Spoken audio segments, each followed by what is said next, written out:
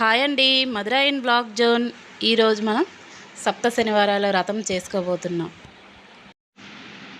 ముందుగా ఈశాన్య మూలలో ఒక పీట వేసుకొని దాన్ని శుభ్రంగా కడుక్కొని పసుపు రాసి ముగ్గు వేసుకొని దానిపైన ఒక పసుపు కలర్ క్లాత్ కానీ రెడ్ కలర్ క్లాత్ కానీ వేసుకోవాలి. వేసుకొని కొద్దిగా బియ్యం వేసి వెంకటేశ్వర స్వామి ఫోటోను పెట్టుకొని నీట్గా తులసిమాల పువ్వులతో అలంకరించుకోవాలి.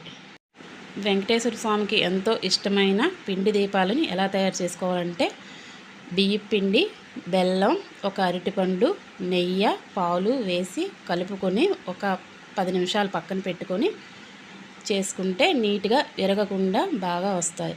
ముందుగా 7 తమలపాకులను తీసుకొని వాటికి కుంకుమ పసుపుతో బొట్లు పెట్టుకొని 7 పువ్వులు పెట్టుకొని ఈ చేసుకున్న ప్రమిదలని నీట్గా 7 సర్దుకోవాలి. ప్రమిదలకు కూడా నీట్గా గోవిందనామాల్లాగా బొట్టులు పెట్టుకోవాలి. తర్వాత మనం చేసుకునే ప్రసాదాలన్నీ పెట్టుకోవాలి.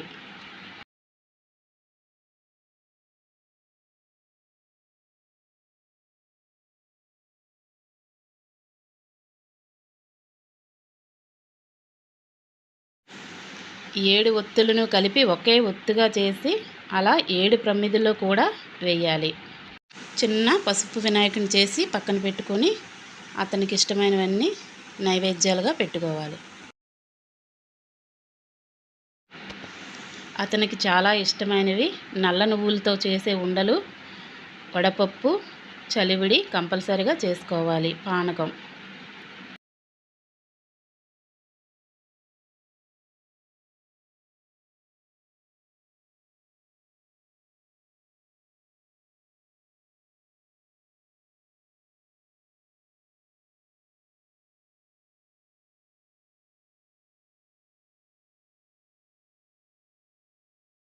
అన్నీ అలంకరించుకున్న తర్వాత నీట్గా అన్నీ సిద్ధం చేసుకొని గోవిందనామాలు చదువుకుంటూ దీపాలన్నీ వెలిగించి వెంకటేశ్వర స్వామి కథను చదువుకోవాలి.